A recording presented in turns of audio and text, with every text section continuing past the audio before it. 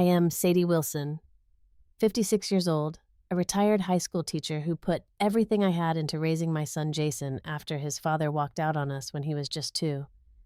I never thought the day would come when my own flesh and blood would look me in the eyes across our dinner table and call me a loser compared to his father's young new wife. I said nothing that night, but I had plans. Before I tell you what happened next, if you're watching this from somewhere where family loyalty still matters, hit subscribe. If you've ever faced heartbreaking ingratitude from those you've sacrificed everything for. Growing up in a small suburb of Chicago, I never imagined my life would turn out this way. I was Sadie Thompson back then, with dreams of becoming a professor of literature at some prestigious university. But life has a way of redirecting our paths when we least expect it. I met Michael Wilson during my junior year of college. He was charming, ambitious, and pursuing a business degree. We fell in love quickly, married young at 23, and I happily took his last name, believing we would build our forever together. I put my doctoral plans on hold to support his career, telling myself there would be time later for my dreams. Jason came along 3 years into our marriage. He was the most beautiful baby with his father's blue eyes and my auburn hair. From the moment I held him, I knew I would do anything for this child. Michael was a good father at first, but as his career in financial consulting grew, he spent less time at home and more time traveling for business. Our marriage lasted 22 years before it all fell apart. Jason was 19 and starting college when I discovered Michael had been having an affair with Brenda, a 35-year-old marketing executive at his firm. The divorce blindsided me. Michael moved out immediately, leaving me with a mortgage I could barely afford, a mountain of credit card debt I didn't know we had, and a son who was devastated by his father's departure. I took a second job teaching night classes at the community college to make ends meet. During the day, I continued my job at Lincoln High teaching English literature, and in the evenings, I would drag my exhausted body to teach basic composition to adults. Every penny went to keeping our home, paying down debt, and making sure Jason had everything he needed for college. Jason had always been a somewhat spoiled child. Being our only son, both Michael and I had lavished attention on him. He was used to getting what he wanted. When he graduated high school, despite our increasingly tight finances, Michael and I had split the cost of a new car for him, a blue Ford Mustang that cost far more than we should have spent. I remember eating ramen noodles for lunch for months afterward to help cover my share of the payments. After the divorce, I continued making the car payments alone. I also paid Jason's college tuition, not wanting him to start life with student loans like I had. When he moved into an off-campus apartment his sophomore year, I covered his rent, utilities, phone bill, and sent him a generous monthly allowance for food and spending, all while I was working 60-hour weeks and cutting every possible personal expense. Michael, despite his 6-figure salary, contributed the bare minimum in child support mandated by our divorce decree. He was too busy building his new life with Brenda, traveling to exotic locations and posting their adventures on social media for everyone, including Jason, to see. As time passed, Jason began spending more weekends with his father and Brenda in their luxury downtown condo. He would return home with stories about their home theater, the rooftop pool, and Brenda's connections in the business world. I noticed how his eyes lit up, describing their lifestyle, a stark contrast to our modest suburban home that was becoming increasingly outdated as I deferred maintenance to pay for his education. 2 years ago, Michael and Brenda married in a lavish ceremony in the Bahamas. Jason was the best man. I wasn't invited, of course, but I saw the pictures on Facebook. My son, handsome in his tailored suit, standing next to his father, and his new stepmother, who was only 11 years older than him. After that wedding, something shifted in Jason's attitude toward me. His visits home became less frequent. When he did come, he seemed distracted and bored constantly, comparing our simple life to the glamorous existence his father and Brenda shared. He would make comments like, "Dad and Brenda just bought a vacation home in Aspen," or "Brenda connected me with the CEO of a major tech company for an internship interview." Each comparison felt like a small knife in my heart, but I smiled and expressed happiness for his opportunities. After all, wasn't that what motherhood was about? Wanting the best for your child, even when it hurt. By the time Jason graduated college last year with a business degree just like his father, our relationship had deteriorated to occasional texts and monthly obligatory visits. I still paid his rent for a luxury apartment near his new entry-level marketing job, covered his car insurance, cell phone, and various subscription services. I told myself it was just until he got established in his career, just until he got his first promotion or bonus, just a little longer. Deep down, I knew I was enabling his entitled behavior, but the fear of losing him completely kept me writing checks I could barely afford. The thought of my only child cutting me off entirely was too painful to contemplate. So I continued to sacrifice, continued to work extra hours, continued to go without so he wouldn't have to. Martha, my closest friend since college and fellow English teacher, warned me repeatedly. Sadie, you're not helping him by paying for everything. He needs to learn financial responsibility, she would say during our weekly coffee meetups. I would nod in agreement, but never follow through with making any changes. The fear was too great. Your problem, Martha told me once, is that you're afraid of not being needed, but there's a difference between being needed and being used. I dismissed her words then, but they would come back to me later with painful clarity. As the months passed after Jason's graduation, I noticed he was spending more and more time with Michael and Brenda. His social media was filled with photos of business networking events. Brenda had taken him to weekends at their vacation property and expensive restaurants I could never afford to visit. Meanwhile, my invitations for simple home-cooked meals were met with last-minute cancellations or claims of being too busy. It hurt, but I told myself it was normal for a young man to be drawn to the excitement and opportunities his father and stepmother could provide. I tried not to take it personally, even as I continued depleting my retirement savings to support his comfortable lifestyle. Then came the day I decided to make one more attempt at reconnecting with my son. I called Jason and invited him for dinner at home, promising to make his favorite meal, beef bourguignon, just like I used to make for special occasions when he was growing up. To my surprise and delight, he agreed. I spent the entire day cleaning the house, trying to make our modest home as presentable as possible. I knew it couldn't compare to Michael and Brenda's sleek, modern condo, but I hoped the warmth and memories would make up for what we lacked in luxury. I even bought a small gift for Jason, a personalized leather portfolio for his work documents, stretching my budget yet again. Little did I know that this dinner would become the turning point in our relationship, though not in the way I had hoped. It would be the night that finally opened my eyes to what my relationship with my adult son had truly become. I spent hours preparing for Jason's visit that Friday evening. The beef had been marinating since the night before. I dusted every surface, vacuumed every corner, and even splurged on fresh flowers for the dining room table. I wanted everything to be perfect. I decided to wear a new blouse I had been saving for a special occasion, applied a bit more makeup than usual, and even styled my hair instead of pulling it back in my typical ponytail. Looking in the mirror, I saw a woman trying desperately to impress her own son. The thought made me pause, but I pushed the discomfort aside. This was about rebuilding our relationship. Appearances shouldn't matter, but somehow they did. Jason was supposed to arrive at 6:30. At 6:45, I received a text. Running late, traffic, be there soon. I kept the food warm and waited patiently. By 7:30, I was checking my phone every few minutes, wondering if he had forgotten. Finally, at 7:45, I heard his car pull into the driveway. Sorry I'm late, he said as he walked through the door, not making eye contact as he scrolled through his phone. Meeting ran long and then traffic was a nightmare. That's okay, sweetheart. I'm just happy you're here, I responded, moving in for a hug that turned awkward when he half turned away to finish whatever he was typing on his phone. Jason had grown into a handsome young man with his father's height and strong jawline. That night, he was dressed in an expensive-looking button-down shirt and designer jeans that I knew cost more than my weekly salary. His watch, a graduation gift from Michael and Brenda, probably cost more than my car.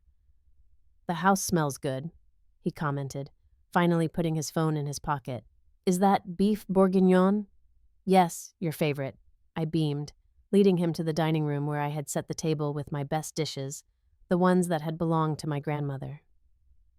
Jason glanced around and I saw something in his expression that looked like pity embarrassment.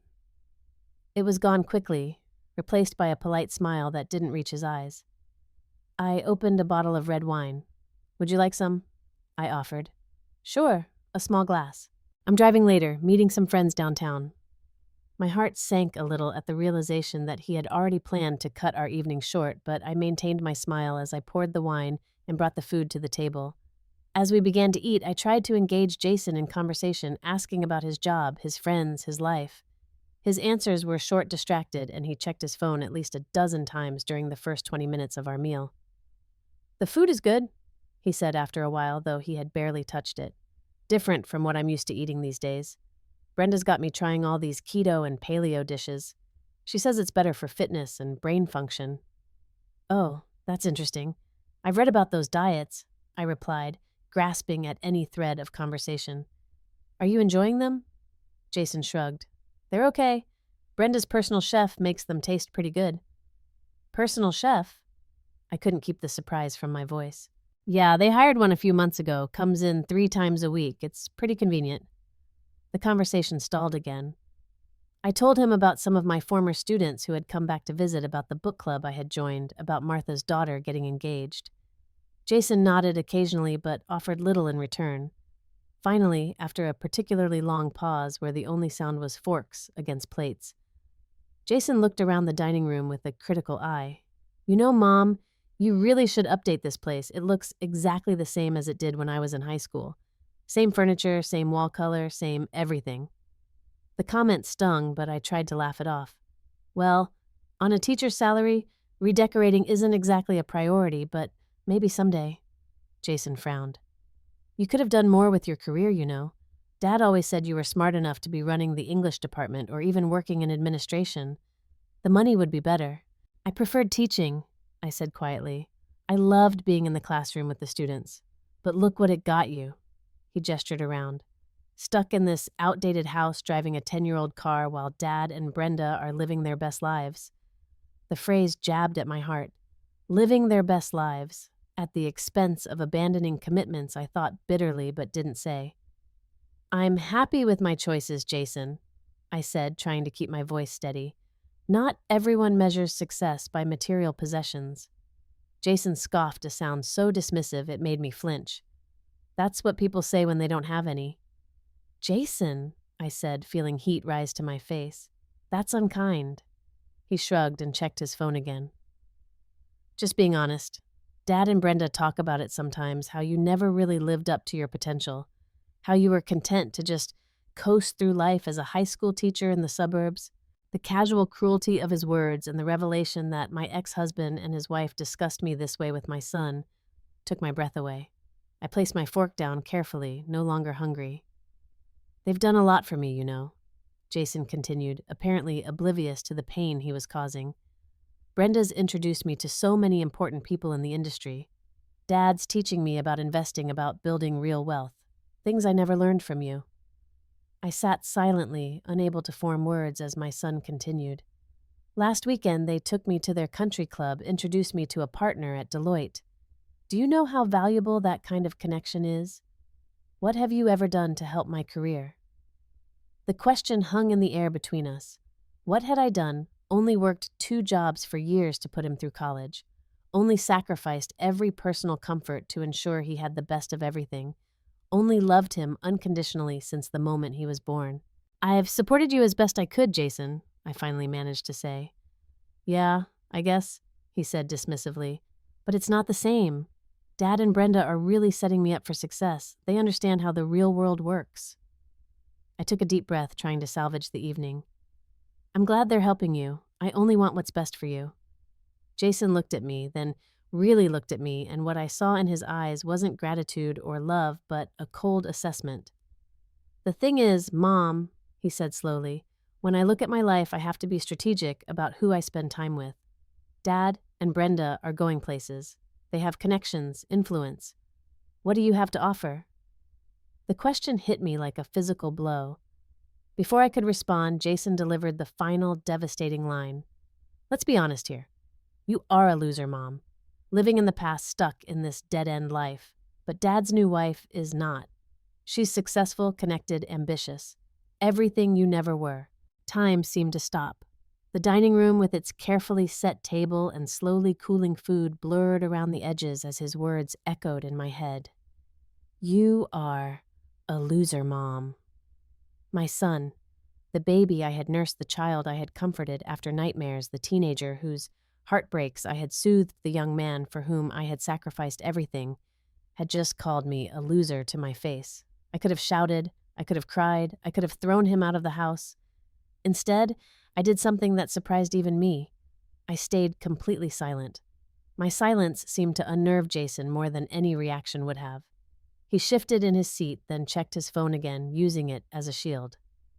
"Anyway," he said, his voice falsely bright, "I should probably get going soon, meeting some friends at 9. Still, I said nothing as I stood and began clearing the plates, including his mostly untouched meal. "Mom," he said, uncertain now. "Did you hear what I said?" I nodded, but continued silently stacking dishes. "Look, I'm just being honest.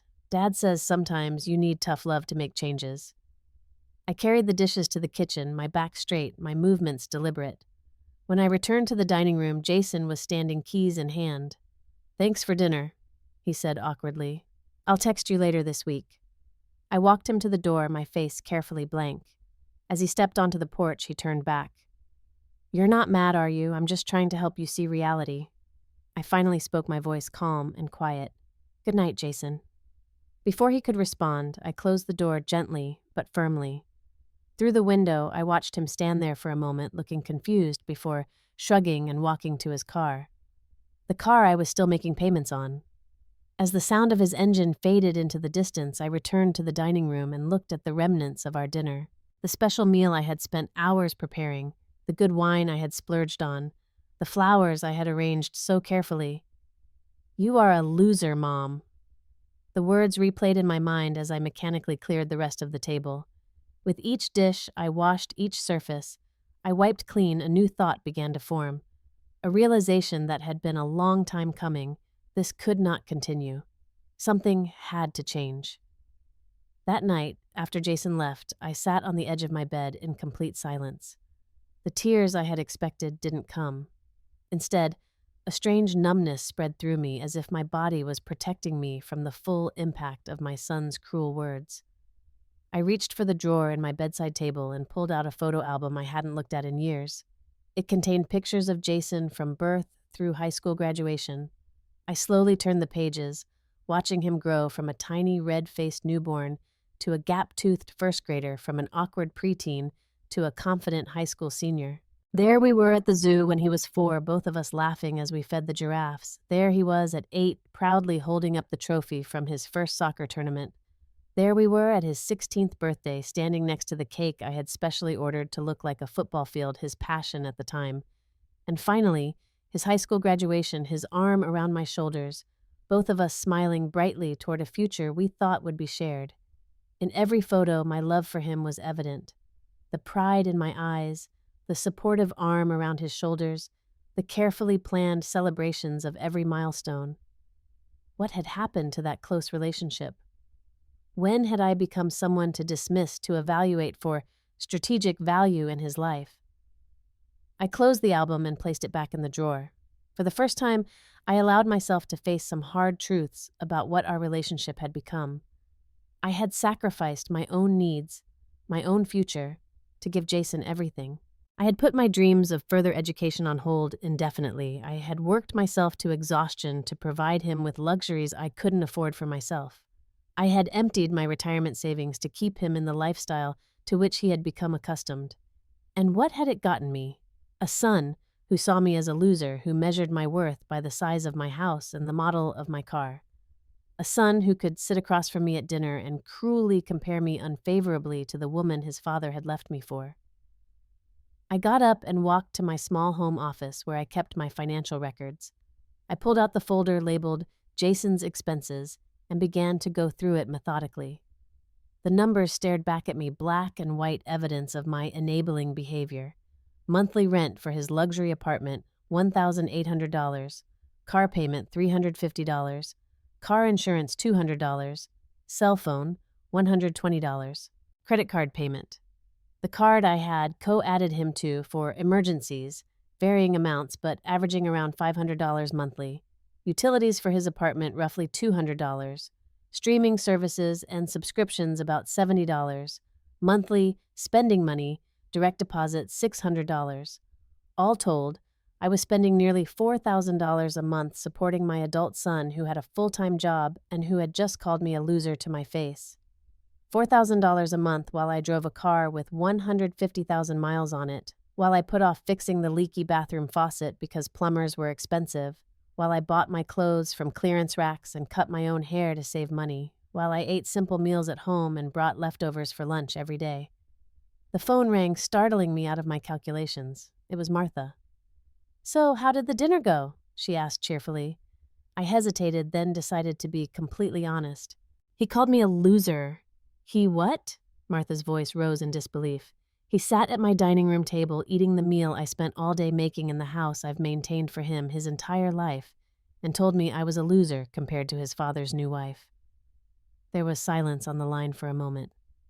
"Oh, Sadie," Martha finally said, her voice soft with sympathy. "What did you do?" "Nothing," I replied. "I didn't say anything, I just saw him out and closed the door." "Good for you," Martha said firmly. "Any reaction would have just fed into his drama. But Sadie, you know this has to be the last straw, right? You have to stop enabling him." "I know," I whispered, looking down at the expense sheets spread across my desk. "I'm sitting here right now looking at exactly how much I've been spending on him. It's almost my entire salary, Martha. I've been living on my retirement savings." "Oh, honey," Martha sighed. "We've talked about this for years. You can't set yourself on fire to keep him warm, especially when he doesn't even appreciate the heat." "You were right," I admitted. "All those times you told me I was hurting him by making things too easy, you were right and I didn't listen." "It's not too late to make changes," Martha encouraged. "He's young, he can adapt. The question is, are you ready to do what needs to be done, because he's not going to like it, Sadie. He's going to push back hard." I looked at the financial records again, thinking about Jason's dismissive attitude, his entitlement, his cruel words. "I'm ready," I said, with a firmness that surprised even me. "It ends now." After hanging up with Martha, I spent the night creating a detailed plan. I made lists, researched my legal options regarding the car loan and rental agreement where I was the guarantor, and calculated exactly how my financial situation would improve once I stopped supporting Jason. The numbers were eye-opening. Without Jason's expenses, I could not only live comfortably within my current income, but also start rebuilding my depleted retirement savings. I could finally fix the small issues around the house that I'd been neglecting. I could even take the summer trip to England I'd been dreaming about for years to visit the homes of the authors I loved to teach about. As the night wore on, my resolve strengthened. By the time dawn broke, I had a comprehensive plan and a surprising sense of peace. The son I had raised would need to become the independent adult I had failed to demand he be, and I would reclaim my life, my financial security, and my self-respect. I hadn't slept at all, but I felt more awake than I had in years. It was time to take back everything I had given away, not out of vengeance, but out of a belated recognition that I had been doing neither of us any favors with my enabling behavior. The next morning, I began implementing my plan with a focus and determination I hadn't felt in years. My first call was to Patricia Gonzalez, an attorney I knew from the community college where I taught night classes. She had a practice specializing in family law and financial matters.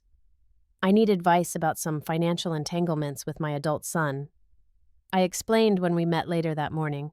Patricia listened carefully as I detailed the situation, the car loan in my name, that Jason drove the rental agreement where I was the guarantor, the joint credit card, and all the various services I paid for. "From a legal standpoint, you have every right to stop payments on services that are in your name," she confirmed. "The car is more complicated since it's in your name but in his possession. The cleanest solution would be to either transfer the loan and title to him or to reclaim the vehicle. He won't be able to take over the loan with his current credit," I said, facing reality, "and I can't afford to keep making payments on a car I don't use." Patricia nodded. "Then you may need to reclaim the vehicle. As for the apartment review, the rental agreement carefully. Since you're the guarantor, you're ultimately responsible for the rent, but you can give notice to end the agreement at the next opportunity." I left her office with a clear understanding of my rights and responsibilities, and a solid plan for disentangling my finances from Jason's life. My next stop was the bank. I sat down with a financial advisor and explained that I needed to make changes to several automatic payments and account structures. "I'd like to close this joint credit card account," I said, sliding the card across the desk. "And these automatic transfers to this account need to stop immediately," I added, showing her the regular payments to Jason's checking account. The financial advisor, a woman about my age, gave me a knowing look. "Adult child?" she asked sympathetically. "Yes," I admitted. "I've been enabling behavior that needs to stop." She nodded. "I see this more often than you might think.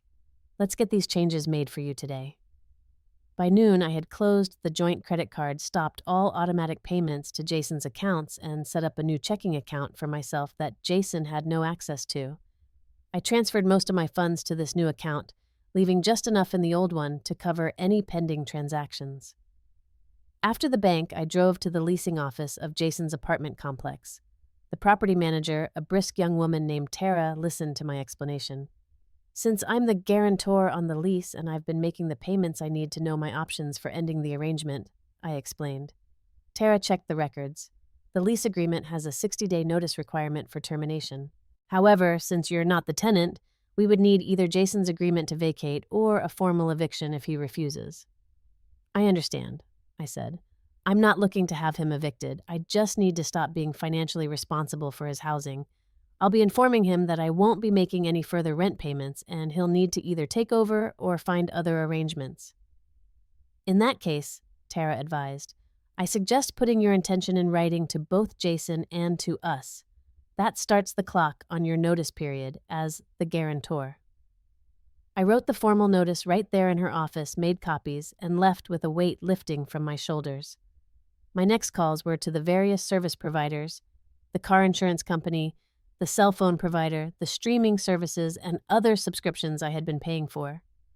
One by one, I either canceled the services or removed my payment information. With each call, each signature, each confirmation, I felt a sense of reclaiming my own life. This wasn't about punishing Jason. It was about establishing healthy boundaries that should have been in place long ago. By late afternoon, I had completed most of the financial separations. There was just one more significant step to take. I drove to the storage facility where I kept some of my late parents' furniture and heirlooms that wouldn't fit in my house. I had been paying for the storage unit for years, reluctant to part with these connections to my past. I spent 2 hours sorting through the contents, identifying items to sell, donate, or bring home. Letting go of some of these possessions was another form of reclaiming my life and resources. When I finally returned home, exhausted but resolute, I found time for one personal act that symbolized this day of change. I called a local salon and made an appointment for the following day, my first professional haircut in over 3 years. "I want something completely different," I told the receptionist. "Something that represents a new chapter." That evening, I wrote a letter to Jason. I explained clearly, but without recrimination, that I would no longer be providing financial support. I listed exactly what this meant. No more car payments, no more rent, no more insurance, no more phone bill, no more spending money. I explained that the credit card had been closed and that he had 30 days to make alternative arrangements for all these expenses. I ended the letter by saying that I would always love him as my son, but that our relationship needed to change to one of mutual respect between adults. I wrote that I was available to offer advice on budgeting and financial planning if he wanted it, but that the Bank of Mom was permanently closed. After printing the letter, I drove to Jason's apartment and slipped it under his door along with an envelope containing the last cash I would ever give him, $1,000 to help with the transition. Driving home in the gathering darkness, I felt a curious mixture of sadness and liberation. The sadness was for the years wasted, for the unhealthy dynamic I had allowed to develop. The liberation was in finally taking action and valuing myself enough to say, no more. I knew the coming days would be difficult. Jason would be angry, hurt, possibly vindictive. But for the first time in years, I was putting myself first, and it felt right. The first few days after I delivered the letter passed in unexpected silence. I had anticipated an immediate angry phone call from Jason, but my phone remained quiet. I used this time to continue reclaiming my life in smaller ways. I took a personal day from work and visited the salon, emerging with a stylish, shoulder-length cut that took years off my appearance. I bought 2 new outfits, Nothing extravagant, but modern and flattering clothes that made me feel good about myself. I signed up for a yoga class at the community center, something I had always wanted to try but never found the time or money for. On the fourth day, my phone finally rang with Jason's number. I took a deep breath before answering, centering myself for what was to come. "Mom, what the hell is going on?" Jason's voice was tight with anger. "I just got a notice from my apartment management that the rent hasn't been paid, and there's some letter saying you're withdrawing as guarantor." "Hello, Jason," I said calmly. "Did you read the letter I left you a few days ago?" "What letter? I haven't been home much. I've been staying at Dad and Brenda's the last few nights." Of course he had. I wondered briefly if he had even noticed the envelope of cash I'd left. "I left a detailed letter explaining that I'm no longer in a position to support you financially," I said, keeping my voice steady. "This includes your rent car payment, insurance, phone, and other expenses I've been covering." "What? You can't just cut me off like that." The shock in his voice was almost comical, as if the idea that his mother might stop paying his bills had never occurred to him as a possibility. "I'm not cutting you off, Jason. I'm expecting you to support yourself like any other 24-year-old with a college degree and full-time job. But I can't afford all that on my salary, you know that." "Then you'll need to make some changes," I replied. "Find a less expensive apartment, sell the car for something more affordable, cut back on non-essentials." "This is insane," he sputtered. "Is this because of what I said at dinner? I was just being honest." "This isn't about punishing you, Jason. This is about establishing a healthier relationship between us. One that isn't based on financial dependence. Healthier for who I'm going to lose my apartment." "How is that healthy?" I took another deep breath. "Only if you choose not to pay the rent yourself or find a roommate to share costs. You have options, Jason. They just might require some adjustments to your lifestyle." "I can't believe this," he said, his voice rising. "After everything I've been through with the divorce and having to shuttle between you and Dad, now you're throwing me out on the street." The attempt at guilt-tripping might have worked a week ago, but not today. "You're 24 years old, Jason. You have a degree from a good university that I paid for. You have a job. You have a father with considerable resources. You are not being thrown out on the street. You are being asked to be financially independent, like millions of other adults your age." "This is such bullshit," he exploded. "I'm calling Dad. He'll talk some sense into you." The call ended abruptly. I sat with my phone in my hand, surprised at how calm I felt. There had been a time when the thought of Michael talking sense into me would have filled me with anxiety. Now it seemed almost laughable. Sure enough, less than an hour later, Michael called. "Sadie, what's this about cutting Jason off?" His voice had that smoothly reasonable tone he used when he thought he was managing a situation. I had once found it reassuring. Now I recognized it as condescension. "Hello, Michael. This isn't about cutting Jason off. It's about expecting our adult son to be financially independent. He's just starting out in his career. He needs support to get established. He's been out of college for over a year," I pointed out, "and he has a good entry-level position thanks to Brenda's connections. It's time he learned to live within his means. This seems very sudden. What brought this on?" I considered mentioning Jason's loser comment or the fact that apparently Michael and Brenda discussed my failings with my son, but that would derail the conversation into defensiveness and recrimination. "It's not sudden, Michael. It's overdue. I've been enabling behavior that isn't helping Jason become a responsible adult. I should have done this sooner." "Well, Brenda and I aren't in a position to take over all these payments," he said, cutting to his real concern. I almost laughed. Of course, that was his worry, not Jason's character development, but the potential impact on his wallet. "I'm not asking you to. I'm suggesting that Jason learn to support himself like most adults his age." "That's easy for you to say. You don't understand the pressures he's under in the corporate world, the expectations to maintain a certain image." Now I did laugh, a short, disbelieving sound. "Michael, I raised him alone while working 2 jobs after you left. Don't talk to me about not understanding pressure." The silence on the other end suggested my comment had hit home.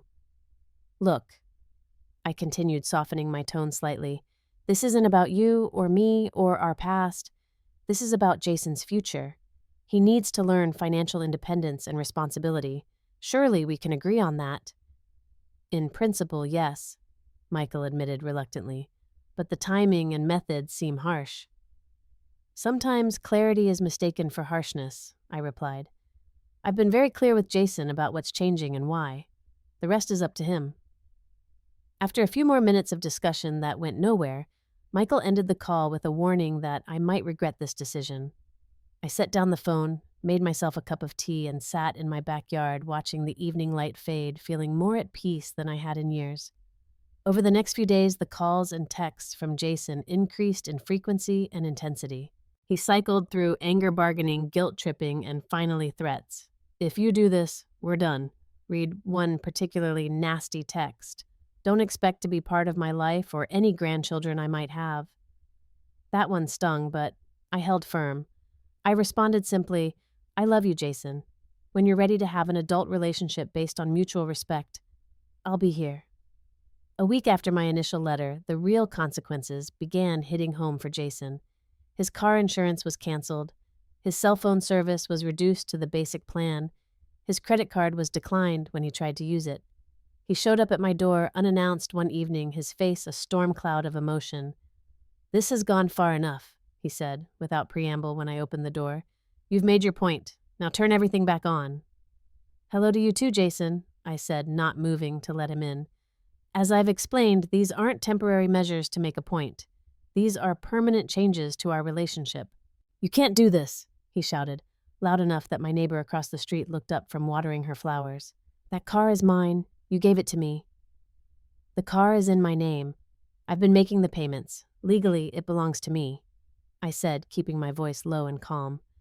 I've consulted with an attorney to confirm this. Jason's face reddened further. So that's it. You're taking back everything? After all these years of saying you'd always be there for me? I am here for you, Jason. With love, with emotional support, with guidance if you want it. What I'm no longer providing is financial support for a lifestyle you can't afford on your own. This is such crap, he said, his voice dropping to a disgusted mutter. Dad was right about you. Always have to control everything. I felt a flash of anger but kept it in check. You're entitled to your opinion, but my decision stands. Fine, he snapped. Keep the stupid car. Keep everything. I don't need your help. Brenda's already talking to her friend about a better job for me anyway. That's good to hear, I said sincerely. I hope it works out. He gave me one last glare before turning and stomping back to his car, which I now realized must be a rental or borrowed from his father. As he drove away, I felt a pang of sadness, but also a renewed conviction that I was doing the right thing, however difficult. 2 days later, I received a call from the apartment complex manager. Jason had vacated the apartment without formal notice. There was damage to the walls and carpet that would exceed the security deposit. As guarantor, I would be responsible for the remaining rent and damages. It was a financial hit I hadn't fully anticipated, but I accepted it as the cost of finally drawing this boundary. I arranged to inspect the apartment myself and was saddened by what I found. Holes punched in walls, stains on carpets, a bathroom door torn from its hinges. The physical manifestation of my son's rage. I hired a cleaning service and a handyman to address the worst of the damage, aware that this would be the last money I spent cleaning up Jason's messes, literally and figuratively. Through mutual acquaintances, I learned that Jason had moved in with Michael and Brenda temporarily while he reorganized his finances. I wondered how that arrangement was working out, especially given Michael's comment about not being prepared to take over Jason's expenses. 3 weeks after our confrontation, I received an unexpected text from Jason. Can we talk? No demands, no accusations, no guilt tripping, just a simple request for communication. It was the first hopeful sign I'd seen. Can we talk? I stared at those 3 simple words on my phone screen, surprised by how my heart raced at this small olive branch from Jason. After 3 weeks of angry messages, accusations, and finally silence, these words represented the first potential thaw. I waited an hour before responding, not out of spite, but to ensure my answer came from a place of calm consideration rather than eager relief. Yes, we can talk, I finally texted back. Would you like to meet somewhere or talk by phone? His response came quickly. Could we meet for coffee tomorrow, Mayfield Cafe at 10? The suggestion of a public place rather than my home was telling. Perhaps he wanted neutral territory, or maybe he was still too angry to face me in private.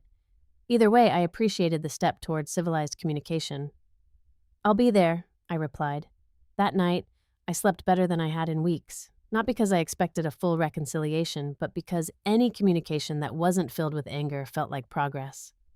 I was under no illusion that one coffee meeting would repair the damage to our relationship. Real healing would take time, if it happened at all. The next morning, I arrived at the cafe 10 minutes early and chose a quiet table in the corner. I ordered a simple black coffee and waited, trying to keep my expectations modest. Jason arrived precisely at 10, another small surprise. Punctuality had never been his strong suit. He looked different. The designer clothes were gone, replaced by simple jeans and a plain button-down shirt. His hair was slightly longer, less perfectly styled. But the most noticeable difference was in his expression, a new wariness mixed with what appeared to be genuine fatigue. "Hi, Mom," he said as he sat down across from me, his voice lacking its recent edge of hostility. "Hello, Jason," I replied, resisting the urge to reach across and straighten his collar or comment on the dark circles under his eyes. Those maternal instincts would always be there, but I was learning to moderate them. "How are you?" He gave a short, humorless laugh. "Honestly, I've been better." The waitress came by and he ordered a coffee and a breakfast sandwich, checking the price on the menu first I noticed. When she left, he fidgeted with the napkin dispenser, avoiding my eyes. "So, things have been pretty crazy since everything changed." I nodded, but remained silent, giving him space to continue without interruption. "I moved in with Dad and Brenda after the apartment situation," he said, a slight flush rising on his cheeks at the mention of the trashed apartment. "I thought it would be temporary, just until I figured things out." He paused as the waitress delivered his coffee. After taking a sip, he continued. "Living with them is not what I expected.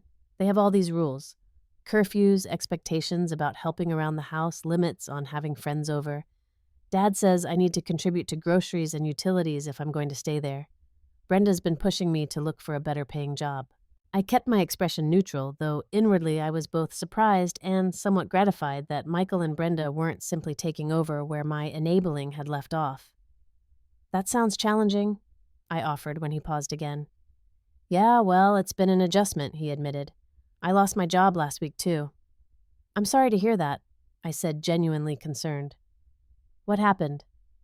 Jason shrugged, looking uncomfortable. "My boss said my attitude and performance weren't up to standards. I was late a few times because of the new living arrangement and transportation issues, and I guess I wasn't handling the stress well." His breakfast sandwich arrived, and he ate half of it quickly before continuing. "Anyway, I've been doing some thinking," he said, carefully folding the paper wrapper from his sandwich. "And I owe you an apology." The words hung in the air between us. I hadn't expected this, at least not so soon. "What I said at dinner that night," he continued when I didn't immediately respond, "calling you a loser. That was cruel and completely out of line. I've been replaying it in my head, and I can't believe I said that to you. I'm truly sorry, Mom." I took a moment to process his apology, making sure my response wasn't just an automatic, "It's okay," that would minimize the hurt he had caused. "Thank you for apologizing, Jason. That means a lot to me." Those words were very painful to hear. He nodded, looking genuinely remorseful. "I know. And they weren't true. Not even close." "What made you say them?" I asked, gently, genuinely curious about what had been going through his mind. Jason sighed, running a hand through his hair. "I think I was trying to impress Dad and Brenda by parroting their values. They talk a lot about ambition and success in material terms, and I got caught up in it thinking that was what mattered." He took another bite of his sandwich, chewing slowly before continuing. "Living with them has shown me the reality behind the image. Their relationship is all about status and appearances. They argue constantly about money, even though they have plenty. They're always worried about what other people think. It's exhausting." I felt a pang of sympathy for my son, even as I recognized this as an important life lesson for him. "The thing is," he said, meeting my eyes directly for the first time, "watching how they live has made me realize something. You're not the loser, Mom. If anything, you've been winning at the things that actually matter. You've had a career you loved. You've maintained real friendships for decades. You've lived authentically according to your own values." His words brought unexpected tears to my eyes, which I quickly blinked away. This insight showed a maturity I hadn't seen in him before. "That means a great deal to me, Jason. Thank you." He nodded, then took a deep breath. "So I need to figure out what's next. I've applied for some jobs, nothing fancy, just to get an income while I reassess my priorities, and I'm looking at sharing an apartment with two guys I knew from college. It would be tight, but doable." "That sounds like a solid plan," I said, careful not to offer financial assistance that would undermine the growth I was seeing. "I'm not asking for money," he added quickly, as if reading my thoughts. "I know that chapter is closed, and honestly, I think it needed to be. I miss having you in my life, Mom. As a person, not as a bank." The simple honesty of this statement touched me deeply. "I've missed you too, Jason." "Do you think we can start over somehow?" he asked, vulnerability evident in his voice. "Build a different kind of relationship." I considered his question carefully. Not start over exactly, because we can't erase our history together, but we can certainly move forward differently with mutual respect and clearer boundaries. He nodded, seeming to appreciate my candor. "I'd like that." We talked for another hour more openly than we had in years. Jason shared his genuine uncertainties about his career path, admitting that the corporate track his father had pushed him toward didn't actually align with his interests. I shared some of my plans for the coming years, including the trip to England I was now saving for. As our conversation wound down, Jason asked hesitantly, "Would it be okay if I stopped by the house sometime next week just to talk more?" "I'd like that," I said sincerely. "You're always welcome in my home, Jason. That hasn't changed." We parted with an awkward but genuine hug, the first physical contact we'd had in months. Driving home, I felt cautiously optimistic. This wasn't a fairy tale ending where all problems were instantly solved. Jason still had significant challenges ahead: finding a new job, securing affordable housing, rebuilding his credit, and most importantly, continuing to develop the maturity and self-awareness he had begun to show today. Our relationship would need time to heal, with likely setbacks along the way. Trust, once damaged, doesn't repair overnight. But the simple fact that he had taken responsibility for his hurtful words and recognized the need for change gave me hope. I also recognized my own growth through this painful process. I had established boundaries that should have been in place years ago. I had reclaimed my financial independence and, with it, my self-respect. I was finally putting my own needs on an equal footing with my son's, which paradoxically seemed to be better for both of us. A week later, as promised, Jason came to visit. He brought a small potted plant as a gift and stayed for dinner. Our conversation was sometimes awkward, but increasingly honest. He told me he'd found a temporary job at a local bookstore and was interviewing for a marketing position at a small nonprofit, a significant departure from the corporate path he'd been on. "The pay would be a lot less than what I was making," he admitted, "but the work seems meaningful and the people I met there really care about what they're doing." Over the following months, our relationship continued to evolve. Jason did get the nonprofit job and moved into a shared apartment with two roommates. He started therapy, which he said was helping him work through issues related to the divorce and his relationship with both his parents. I kept my financial boundaries firm, but found other ways to support him. I helped him create a realistic budget, taught him to cook simple, economical meals, and occasionally sent care packages with homemade cookies and practical items like socks or toiletries, comfort without enabling. As for me, I continued my own journey of rediscovery. I joined a book club, started taking weekend photography classes, and even went on a few dates after Martha insisted on setting me up with her husband's recently widowed friend. None of the dates led to serious relationships, but they helped me remember that I was more than just Jason's mother. 6 months after our confrontation, Jason invited me to dinner at a modest neighborhood restaurant, insisting on paying the bill. As we enjoyed our meal, he handed me an envelope. "What's this?" I asked, opening it to find a check. "It's the first payment," he explained. "I'm paying back what I can for the apartment damages. It's not much, but I'm going to keep sending what I can until it's paid off." I was touched by this gesture, not because of the money itself, but because of what it represented: genuine accountability and a desire to make amends. "Thank you, Jason. That means a lot. I've been thinking, he said, twirling pasta on his fork. Those words Dad and Brenda used about success and being a loser or winner in life, they're so hollow. Real success isn't about the car you drive or the address on your mail. I smiled, hearing echoes of values I had tried to instill in him from childhood. What is it about then? I asked, curious to hear his perspective. I think it's about integrity, he said thoughtfully. About being true to yourself and treating others with respect. About taking responsibility for your actions and their consequences. He looked up at me, a new wisdom in his eyes. By those measures, Mom, you're the most successful person I know. And I'm still learning how to follow your example. In that moment, I knew that the painful decision I had made that night after the disastrous dinner had been absolutely right. Sometimes, love means letting go, establishing boundaries, and allowing the people we care about to experience the natural consequences of their actions. It isn't easy, but as Jason and I had both discovered, it can lead to growth that might never happen otherwise. Our story continues to unfold with challenges and reconciliation steps forward and occasional steps back, but the foundation has shifted to something healthier, more balanced, and ultimately more loving than what we had before. What I've learned through this experience is that true love isn't about endless giving until you're depleted. It's about creating relationships where everyone can thrive, grow, and contribute. Sometimes the greatest gift we can give those we love is the opportunity to stand on their own feet, even when that process is painful for everyone involved. If you've ever faced a similar situation with a loved one, whether a child partner or friend, remember that establishing boundaries isn't selfish.